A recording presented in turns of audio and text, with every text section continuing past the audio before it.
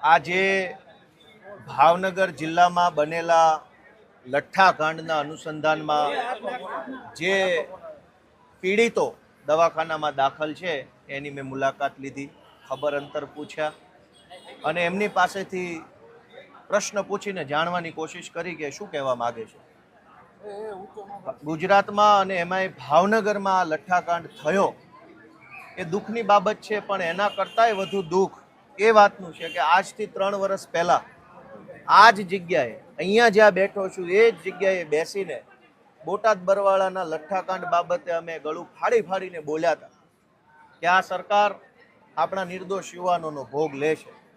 આજે 3 વર્ષ પછી ફરીથી આ જ જગ્યા, આ જ સરકારી ભાવનગરની હોસ્પિટલ, એનું આ જ બિલ્ડિંગ ને એ જ 3જા માળે, એ જ વોર્ડના એ જ ખાટલા પર લઠ્ઠાકાંડના દર્દીઓ સૂતા છે. આજથી 3 વર્ષ પહેલા પણ એ જ બિલ્ડિંગ, એ જ 3જા માળના એ જ વોર્ડના એ જ ખાટલા પર લઠ્ઠાકાંડના દર્દીઓ હતા, પણ એ બોટાદના હતા. દર વર્ષે અલગ અલગ જિલ્લામાં લઠ્ઠાકાંડ થાય છે. હજારો બહેનો નાની ઉંમરે વિધવા બને છે. આ ભાજપની સરકાર હિન્દુઓના નામે મત માગે છે.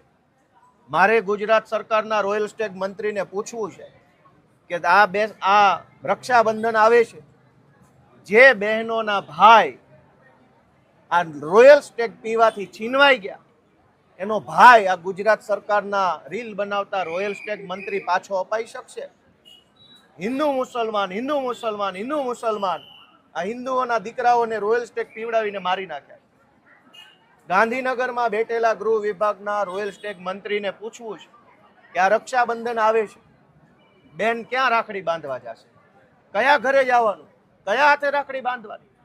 ઈ બેનની પીડા, ઈ માની પીડા, ઈ ભાણીની પીડા ગાંધીનગર સુધી પહોંચવાની છે ખરી?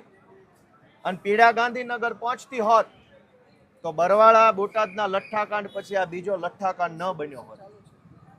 અને દર વખતે લઠ્ઠાકાંડ બને એટલે SP, IG, collector, royal Stag મંત્રી, સરકારના બીજા બધા વિભાગના મંત્રીઓ એક સાથે કડક કાર્યવાહી, પંચની નિમણૂક કરશું, કમિશન બનાવશું, કોઈને છોડવામાં નહીં આવે.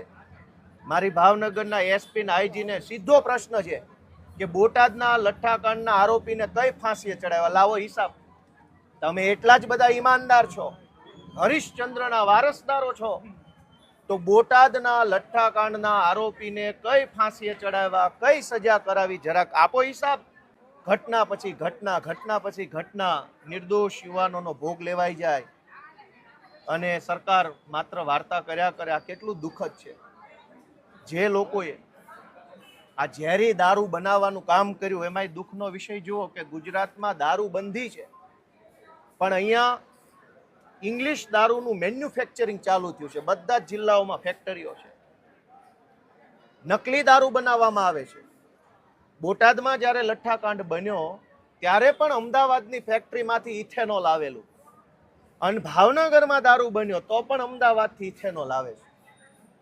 સરકારનો તો એવો દાવો છે કે આ કડક હાથે કામ લેવા વાળી સરકાર છે કે અગાઉના લઠ્ઠાકાંડ વખતે રોયલ સ્ટેગ મંત્રીએ એવું કીધેલું કે હવે પછી ગુજરાતમાં કોઈ ઘટના ન બને એવો નમૂનારૂપ દાખલો બેસાડવામાં આવશે. ભાઈ, તમારી વાત તો બુટલેગરે માનતા નથી, હાલી હું નીકળ્યા છો. નહીતર ગુજરાત રાજ્યના રોયલ સ્ટેગ મંત્રી એમ કહી દે કે હવે કોઈની ખેર નથી, અને ભાવનગરમાં પાછા રોયલ સ્ટેગની બોટલો બનાવવાનું ચાલુ થઈ જાય. તો આ બુટલેગરો તો મંત્રીને ઘોળીને પી ગયા છે, સરકારને ઘોળીને પી ગયા છે, અને કોઈનો ડર નથી. આ પરિસ્થિતિની અંદર આપણી બહેનો દીકરીઓનો શું દોષ? આજે જે 7 વ્યક્તિઓના મૃત્યુ થયા, એના પરિવારની માં, પત્ની, બહેન કે બાળકો, હવે એનો આધાર કોણ? અને નિરાધાર બન્યા છે એનો જવાબદાર કોણ? ભાજપ વાળા તો એમ કે છે કે દાદાની સરકાર. દાદા આવા હોય જે પોતાની દીકરીના ધણીને મરાવી નાખે? દાદા આવા હોય જે એક દીકરીના ભાઈને મરવી નાખે રોયલ સ્ટેગ પીવડાવીને? આવા દાદા હોય? દાદાની સરકાર તો દયાળુ હોવી જોઈએ કે દારૂ તો શું, પાણી ખરાબ ન આવવું જોઈએ. એના બદલે અહીંયા તો લોલમ લોલ દર વર્ષે લઠ્ઠાકાંડ. અને સૌથી દુઃખનો વિષય કે આપણા રાજ્યમાં ગુંડાઓ, બુટલેગરો, તોડબાજો, માફિયાઓ, ખોટું કરનારાઓ આગળ આગળ આગળ અને સરકાર પાછળ પાછળ પાછળ પાછળ. પહેલા ક્રિયા પછી પ્રતિક્રિયા. જ્યારે એક વખત લઠ્ઠાકાંડ થાય એટલે 1 અઠવાડિયા સુધી ડ્રાઈવ ચલાવવામાં આવે અને 1 અઠવાડિયા સુધી ક્યાંય દારૂ ન મળે. જેવું બધું નોર્મલ થાય, ભીનું સંકેલાઈ જાય, ઘીના ઠામમાં ઘી પડી જાય ને દારૂના ઠામમાં રોયલ સ્ટેક પડી જાય એટલે પાછો દારૂ મળવા લાગે. મેં પોતે પોલીસમાં નોકરી કરી છે. ગુજરાતના રોયલ સ્ટેક મંત્રીને એટલું કહેવાનું છે કે તમે ઈમાનદારીથી પગલાં લેવા માંગતા હોય તો 100 વહીવટદારોનું લિસ્ટ ગોપાલ ઇટાલી આપશે.